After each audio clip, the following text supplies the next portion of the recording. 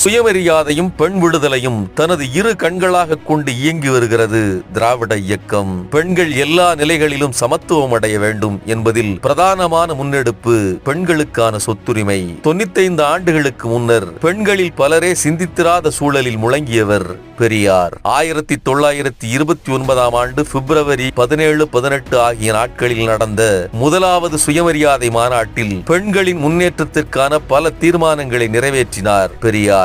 அவற்றில் ஒன்றுதான் சொத்தில் பெண்களுக்கு சம உரிமை என்பது. 1937இல் இந்து பெண்கள் சொத்துரிமை சட்டத்திலும் அதற்கு பின் வந்த 1956ஆம் ஆண்டு இந்து வாரிசுரிமை சட்டத்திலும் கணவன் இறந்தால் மனைவிக்கு அவரது சொத்தில் உரிமை உண்டு என்று இருக்கிறதே தவிர சொத்தில் ஆண்களுக்கு நிகராக பெண்களுக்கு உரிமை என்று இல்லை. இந்த சட்டங்களும் நடைமுறையில் செயலற்ற நிலையிலேயே இருந்தன.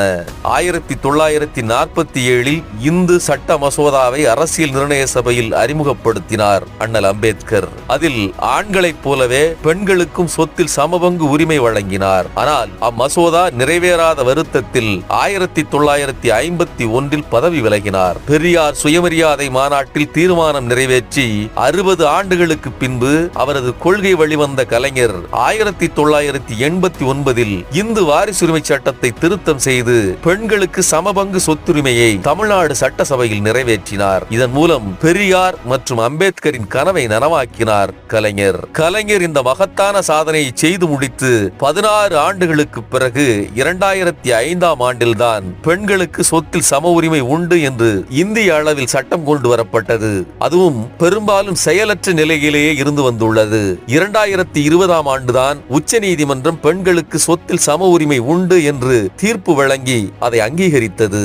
அந்த தீர்ப்பு வந்தபோது அதற்கும் 31 ஆண்டுகளுக்கு முன்பே கலைஞர் இச்சட்டத்தை நிறைவேற்றியதை சுட்டிக்காட்டிய திராவிட நாயகன் ஸ்டாலின் இந்தியாவிற்கே முன்னோடியாய் திகழ்பவர் கலைஞர் என்று புகழாரம் சூட்டுகிறார்.